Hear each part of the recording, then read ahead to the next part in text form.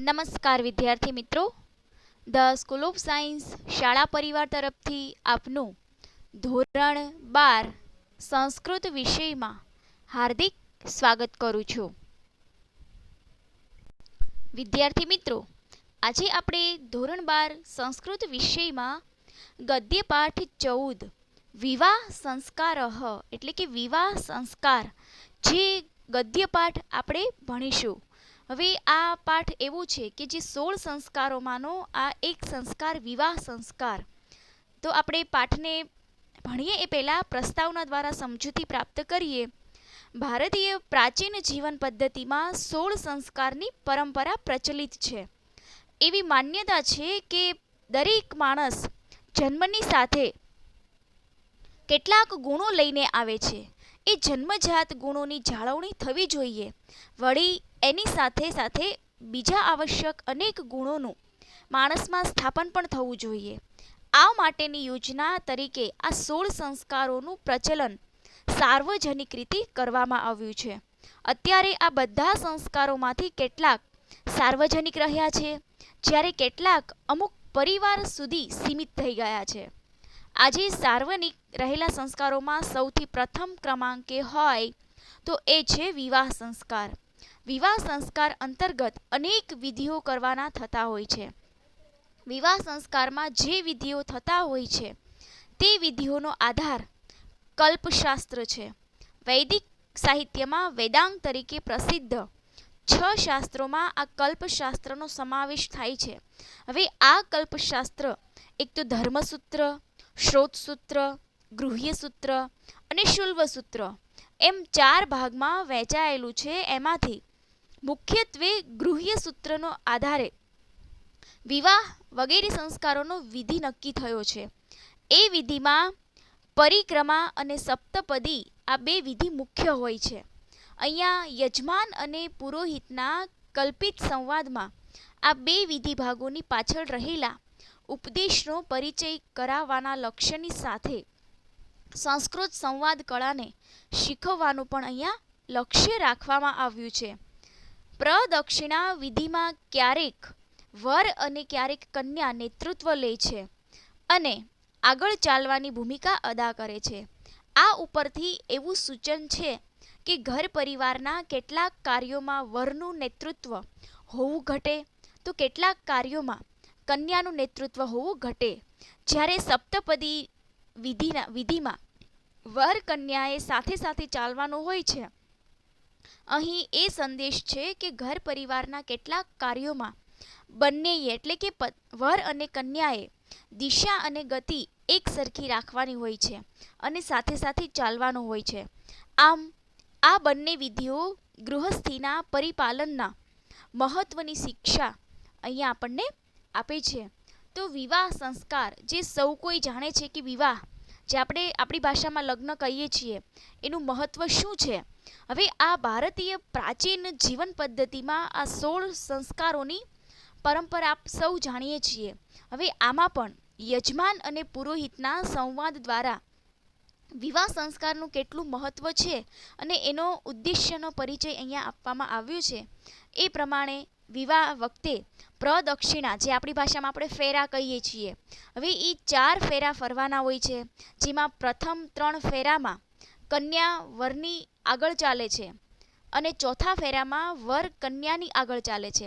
હવે પાઠમાં એવી રીતે આપણને આપ્યું છે, જ્યારે હકીકતમાં આપણે આપણા અત્યારની હાલની વિધિમાં એવું હોય છે કે વર 3 ફેરા આગળ ચાલતો હોય છે અને કન્યા એમ ચોથો ફેરો આગળ ચાલતી હોય છે.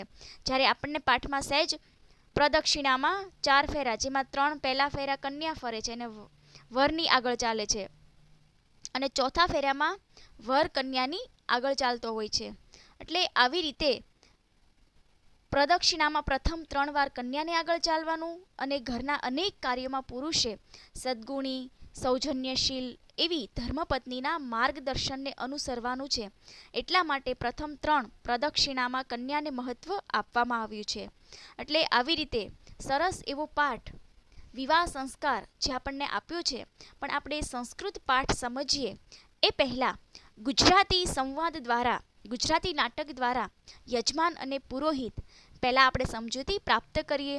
જેથી કરીને તમને સંસ્કૃત પાઠ સમજવામાં સરળતા પડે. તો વિવાહ સંસ્કાર એમાં સૌપ્રથમ યજમાન કહે છે કે વિવાહ સંસ્કારમાં અનેક પ્રકારના વિધિ થાય છે. એમાં પ્રદક્ષિણા એટલે કે ફેરા નામનો પણ એક પ્રખ્યાત વિધિ હોય છે. તો એ પ્રદક્ષિણા શું છે? ત્યારે પુરોહિત સમજાવે છે. પુરોહિત એટલે પંડિત અને યજમાન એટલે જે આપણી જેવો માણસ. સામાન્ય રીતે પ્રદક્ષિણા શબ્દ કોઈ પદાર્થની ચારે તરફ વર્તુળાકારે ફરવું એવું સૂચન કરે છે. પરંતુ વિવાહ સંસ્કાર વગેરેમાં પ્રદક્ષિણા શબ્દથી એક વિશેષ ક્રિયા સ્મરણમાં આવે છે. એટલે યજમાને પૂછ્યું, એ વિશેષ ક્રિયા વળી કઈ છે?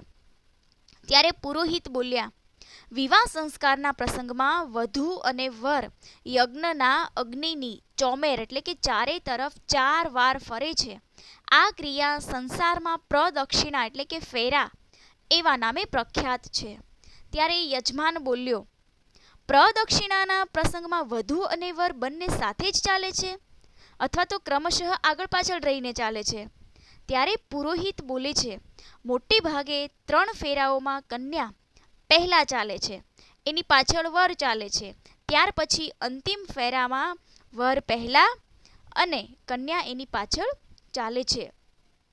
ત્યારે યજમાન કહે છે, તો આગળ પાછળ રહીને ચાલવાની ક્રિયાનો મતલબ શું છે? એટલે એ આગળ પાછળ શું કામ ચાલવાનું, સાથે કેમ નહીં ચાલવાનું? ત્યારે પુરોહિત સમજાવતા યજમાનને કહે છે કે એવું માનવામાં આવે છે કે ગૃહસ્થાશ્રમના અનેક પ્રકારના કાર્યો સદ્ગુણોથી યુક્ત સૌજન્યશીલ ધર્મપત્નીના માર્ગદર્શનમાં પૂર્ણ થયેલા હોય છે. તેથી આ પ્રકારના તે કાર્યોમાં કન્યાનું નેતૃત્વ હોવું જોઈએ અને વરે એનું અનુકરણ કરવું જોઈએ. આ પ્રમાણે એક કર્તવ્યનું સૂચન થાય છે. જીવનના પાછળના અડધા ભાગમાં એટલે કે ઉત્તરાવસ્થામાં પુરુષના માર્ગદર્શનની જરૂર રહે છે. માટે ચોથા ફેરામાં વર આગળ હોય છે, અર્થાત એમાં વરનું નેતૃત્વ હોય છે અને કન્યાએ તેનું અનુસરણ કરવું જોઈએ. આ પ્રમાણે બીજા એક કર્તવ્યનું સૂચન થાય છે. ત્યારે યજમાન કહે છે, શ્રીમાન, મેં તો એ કે સાંભળ્યું છે કે એમાં ધર્મ, અર્થ, કામ અને મોક્ષ આ 4 પ્રકારના પણ પુરુષાર્થો હોય છે. તો એમાં શરૂઆતના 3 પુરુષાર્થોમાં કન્યાને કયા પાલન કરવાના અને ચોથા એ તો મોક્ષ નામનું પુરુષાર્થ છે, તો એ વરનું જ કેમ આવે છે? એટલે આ ધર્મ, અર્થ, કામ એ તો સ્ત્રી મતલબ કન્યાને જાય, તો પછી આ મોક્ષ નામનું જે કર્તવ્ય છે તો એ પછી પુરુષાર્થ છે તો એ પછી એ વરને કેમ જાય? ત્યારે યજમાને સમજાવતા કહ્યું કે કેટલાક લોકો કહે છે કે 7 ફેરાઓ હોય છે. એટલે જે આપણે ફેરા ફરીએ છીએ અત્યારે 4 પણ પહેલા 7 હતા. તો પુરોહિતે કહ્યું કે વિવાહ સંસ્કારમાં પ્રદક્ષિણાઓ તો 4 જ હોય છે. તો હવે 7ની સંખ્યા તો એ સપ્તપદી નામના એક અન્ય વિધિ સાથે જોડાયેલી છે. સપ્તપદી જે આપણે સોપારી કહીએ છીએ ને, કે એકી સાથે વર અને કન્યા એ સોપારી ઉપર પગ મૂકતા હોય છે. તો એ યજમાને કહ્યું કે આ સપ્તપદી વળી શું છે? ત્યારે પુરોહિતે સમજાવતા કહ્યું, 7 પગલાઓનો સમૂહ સપ્તપદી કહેવાય છે. આ સપ્તપદી વૈદિક વિવાહ વિધિનો આત્મા છે. એટલે યજમાને પાછો સવાલ કર્યો કે તો વળી એ વિધિમાં શું થાય? ત્યારે પુરોહિતે સમજાવતા કહ્યું કે આ વિધિમાં વધુ અને વર જગત વ્યાપક એવા પરમેશ્વરની, દેવતાઓના પ્રતિનિધિરૂપ એવા અગ્નિદેવની અને સમાજની સમક્ષ સાક્ષી માનીને સમાન દિશામાં સમાન ગતિથી એક સાથે રહીને 7 પગલાં ચાલે છે. આવું જ્યારે પુરોહિતે સમજાવ્યું ત્યારે યજમાને ફરી સવાલ કર્યો, તો એનો મતલબ શું થાય? એટલે પુરોહિતે વિધિપૂર્વક સમજાવતા કહ્યું કે વિવાહ વિધિ વડે વધુ અને વર બંને પોતાની એકતાને સાધે છે. અર્થાત શરીરથી જુદા જુદા હોવા છતાં વધુ અને વર બંને પવિત્ર મનથી એકતા પામે છે. વ્યક્તિની એકતામાંથી બંનેના ગમનની દિશા અને ગતિ વડે સર્વત્ર સમાનતા પામે છે. દિશાની સમાનતા એટલે વિચારની એકતા, ગતિની સમાનતા એટલે કાર્યમાં સમાન સહભાગીપણું. જ્યારે વધુ અને વર બંને સમાનપણે જ વિચાર કરે છે અને સમાન કાર્ય કરે છે, ત્યારે તે બંને ગૃહસ્થાશ્રમના ધ્યેયને અહીંયા નિશ્ચિત રૂપે પ્રાપ્ત કરે છે. આવું પુરોહિત પેલા યજમાનને સમજાવ્યું એટલે પાછો યજમાને સવાલ કર્યો, તો પછી ગૃહસ્થાશ્રમનો મતલબ શું થાય, એનો વળી શું ધ્યેય છે? ત્યારે પુરોહિતે સમજાવતા કહ્યું કે સપ્તપદીમાં જે 7 પગલાઓ હોય છે એ પગલાઓ એક એક ધ્યેયને સૂચવે છે. આ વિધિ કરતા સમયે વર અને વધુ બંને જે મંત્રનું ઉચ્ચારણ કરે છે એમાં આ 7 ધ્યેયનું સૂચન કરવામાં આવે છે. 7 ધ્યેય ખાસ યાદ રાખજો. પહેલું તો કે અન્ન વગેરેની સમૃદ્ધિ માટે. બીજો ધ્યેય શક્તિ એટલે કે બળ માટે. ત્રીજો ધ્યેય ધન સંપત્તિની ઉન્નતિ માટે. ચોથો ધ્યેય સુખ માટે. પાંચમું કૃષિ વગેરેમાં મદદરૂપ થનારા ગાય, ભેંસ, બળદ વગેરે પ્રાણીઓની પ્રાપ્તિ માટે. જ્યારે છઠ્ઠો ધ્યેય ઋતુઓ માટે એટલે કે દરેક ઋતુમાં દરેક સમયે સુખના અનુભવ માટે. ત્યારે સાતમું અને છેલ્લો ધ્યેય સર્વ પ્રાણીઓની મિત્રતા માટે. આમ 7 ધ્યેયોને નિર્ધારિત થયેલા છે. આવું જ્યારે પુરોહિતે સમજાવ્યું ત્યારે યજમાન બોલ્યા, હું આપની પાસેથી સારો યોગ્ય ઉપદેશ પામ્યો છું, તેથી હું આપનું અભિવાદન કરું છું એટલે કે તમને વંદન કરું છું. ત્યારે પુરોહિતે કહ્યું કે તમારું કલ્યાણ થાઓ, યજમાનની બધી ઈચ્છાઓ સફળ થાઓ. આવી રીતે સરસ એવા વિવાહ સંસ્કારનું મહત્વ આ પુરોહિતે પેલા યજમાનને સમજાવ્યું અને વિવાહ સંસ્કારનું ખરેખર મહત્વ શું છે એ પણ સારી રીતે, અને એમાંય વિવાહ સંસ્કારમાં ગૃહસ્થાશ્રમનું મહત્વ વધારે છે. હવે એ ગૃહસ્થાશ્રમ જે છે એ વૈદિક સંસ્કૃતમાં મનુષ્ય જીવનના 4 તબક્કા ગણીને એને કુલ 4 આશ્રમોમાં વહેંચવામાં આવ્યું છે.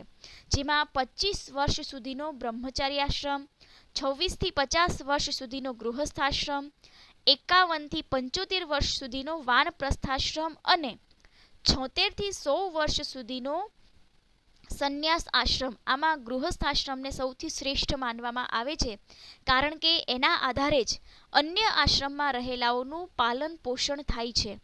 આ ગૃહસ્થાશ્રમને માટે ધન્યતાનો ભાવ વ્યક્ત કરતા કહેવાયું છે કે ધન્ય ગૃહસ્થાશ્રમ, અર્થાત ગૃહસ્થાશ્રમ ધન્ય છે. જેમ બધા જીવો વાયુને આશ્રયે જીવે છે એમ બધા જ આશ્રમો ગૃહસ્થ આશ્રમનો આધાર લઈને રહે છે. ગૃહસ્થાશ્રમ પ્રાણીવાયુ જેવો છે, એ સર્વ અન્ય આશ્રમોનો ભાર ઉપાડે છે. આથી ગૃહસ્થાશ્રમમાં રહીને પોતાના કર્તવ્યો સારી રીતે કરનારું સૌ કોઈ ધન્ય છે. તો આવી રીતે વિવાહ સંસ્કારનું મહત્વ જે આપણને પુરોહિતે સમજાવ્યું, તો અહીંયા આપણું આ ગુજરાતી સંવાદ વાર્તા જે છે અહીંયા આપણે પૂર્ણ કરીએ છીએ. ફરી નવા વિડીયો સાથે આપણે મળીશું, ત્યારે આપણે સંસ્કૃત સંવાદને, સંસ્કૃત પાઠને આપણે આગળ ભણીશું. ત્યાં સુધી અહીંયા રાખીએ. અસ્તુ.